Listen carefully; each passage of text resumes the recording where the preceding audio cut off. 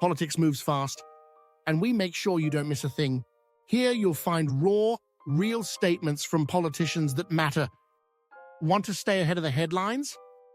Hit that subscribe button and follow the action in real time.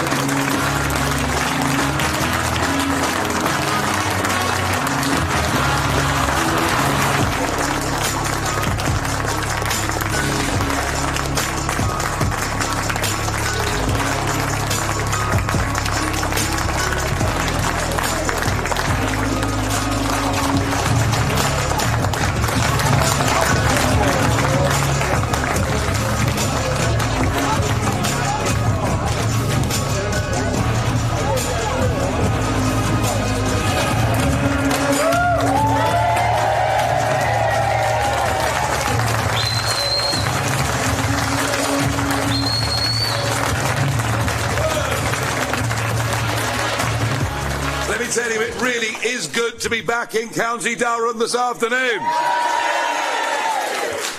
I stood on this stage just over 3 weeks ago and I said that Keir Starmer's Labour Party had moved rather a long way away from Keir Hardie's Labour Party, and that we were now the party of the working man and woman. We were now the party in touch with patriotic, hard-working, decent, law-abiding people that believe in our country, that love its history. And Starmer didn't listen. No, he said in the House of Commons, he said that Nigel Farage will have the Conservative Party for breakfast. He said it at Prime Minister's Questions. But he missed a bit, which was we were going to have the Labour Party for lunch, and that's what we've done today.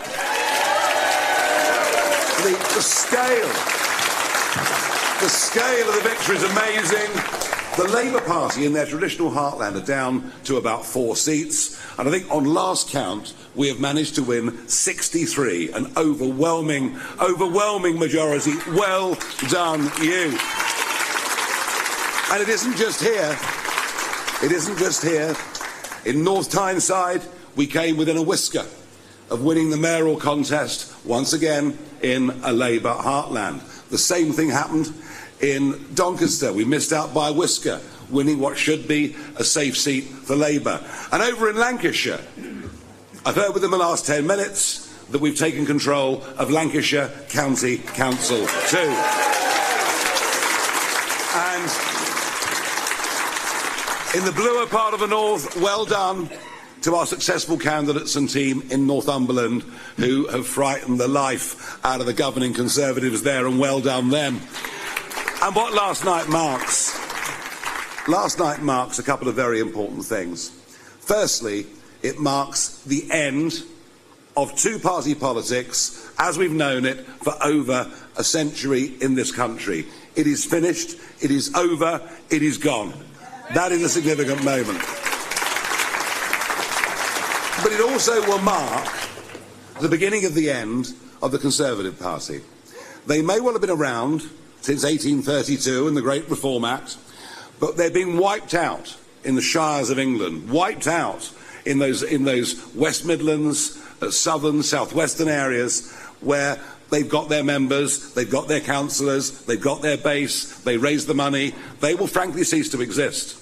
And they now become an obstacle, because what is perfectly clear, given those mayoral contests in both Donny and indeed North Tyneside, is that whilst we clearly are the main challengers to Labour in the Midlands and the North, if you vote Conservative, you stop our chances of winning. If you vote Conservative, you get Labour.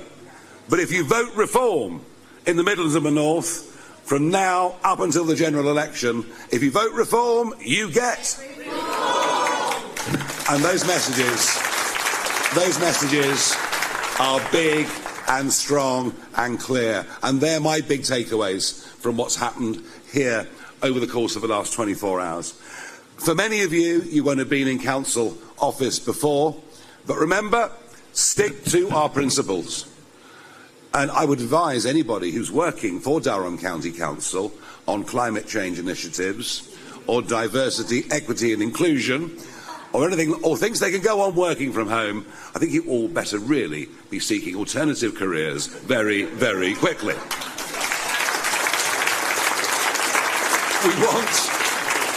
We want to give council taxpayers better value for money. We want to reduce excessive expenditure. We want to find out who the long-term contracts are signed with and why, and reduce the scale of local government back to what it ought to be. Providing social care, providing SEND needs for kids. Oh, and I nearly forgot, mending potholes. Let me promise you, if you can mend the potholes, get the right technology, get the right contract, you will all be re-elected in 4 years' time. I've been on this political road for a very, very long time, but I do genuinely believe that what has happened yesterday, the length and breadth of England, is a truly historic landmark. And I have little doubt in my mind that the optimism of our voters, you've met them out there on the street, they really believe in us. They want change. And they know they're not going to get change from Starmer or indeed for whoever the 6th or 7th or 8th leader of the Conservative Party in 10 years is.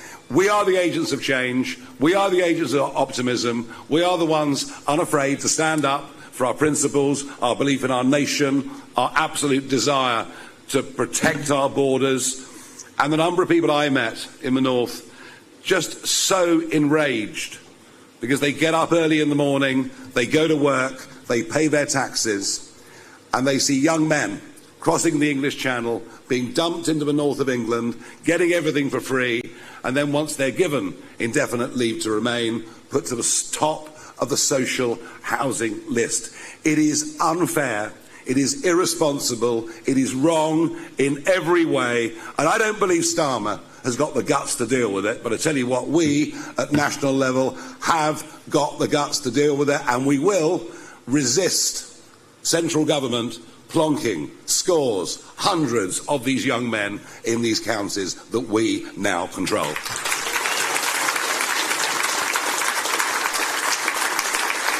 And I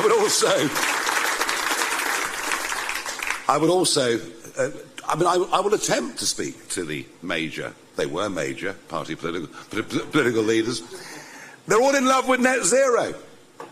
The Conservatives wrote it into law. Labour are now pursuing it with sort of religious fervour that Ed Miliband applies to it.